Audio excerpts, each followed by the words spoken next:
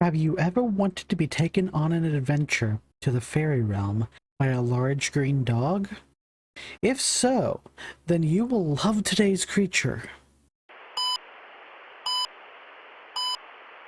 Ashes, ashes, we all fall down.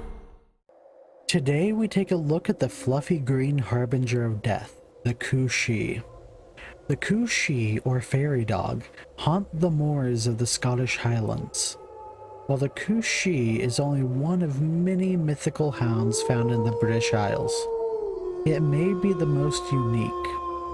While most are large black dogs, such as the Irish Cooshie, the Welsh Grishki, or the English Barghest, the Cooshie is said to be as big as a large calf, with a shaggy dark green coat, with a coiled or braided tail.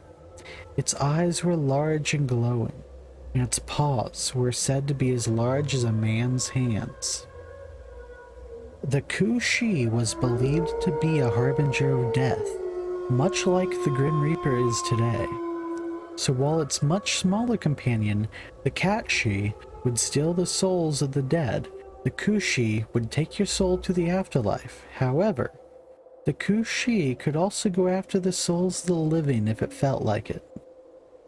While typically the Cooshie is a silent hunter, the beast would sometimes let out 3 blood-curdling howls that could be heard for miles around.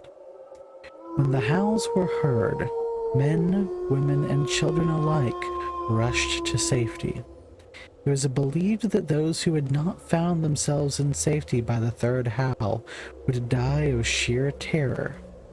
Nursing women were thought to be particularly vulnerable to the attacks of the Cooshie. It was believed that the hounds would go after them to try to abduct them in order to force them to nurse the children of the fairies. When the hounds' howls were heard, nursing women would thus be immediately locked inside, tucked away from the hound and its reign of terror. On the island of Tyre, one old woman gathering driftwood on one of the island's pristine white beaches wasn't aware of the stories. She heard an unnaturally loud bark in the distance, but shook off the uneasy feeling and continued to fill her basket. Before too long, her neighbor appeared and the two began to chat when a second unearthly noise crashed over the beach. When the old lady mentioned that she'd already heard something just like that, panic filled her friend's face. Without a thought, she grabbed her arm and threw the driftwood to the sand. The old woman was dragged to her home as fast as possible, and the door heavily barred. Only once they were safely inside did the flustered woman begin to explain how lucky she had been to escape the clutches of the Cooshie. One dark evening, a shepherd was resting in his cottage in the Cairngorms when he heard a scratching sound. Thinking it was his own sheepdog coming in for dinner, he opened the door to a terrifying surprise. He was staring straight into the eyes of an enormous Cooshie with blood-red ears. Surely, his time was up. However, instead of that ominous bark, the fairy dog just padded inside and laid down by the fire. Not wanting to offend the beast, the shepherd laid down food and water before quickly shuffling away again. His surprised guest drank the water gratefully, but refused to eat a bite.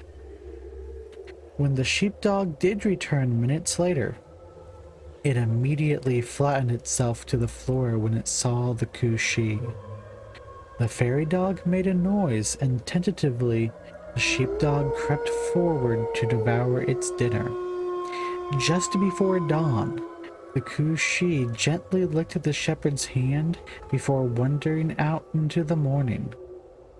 Months later, when winter had taken hold of the Cairngorms, the shepherd was in trouble. He needed to round up his flock before the snow got too deep. But his dog was injured. As he struggled through the drifts, he saw the same shaggy green creature that had visited him before. Convinced this was the way he meets his end, he closed his eyes. Nothing happened. When he opened them again, he saw the Kushi was effortlessly bounding through the snow, rounding up his sheep in no time at all. His flock were safe and well, with the fairy dog back at his feet as the shepherd grazed around in amazement. He felt a soft lick of his hand again, but when he looked down, nothing was there. This story shows that the Kushi may not have always been on the hunt for souls. However, not many people believe this story.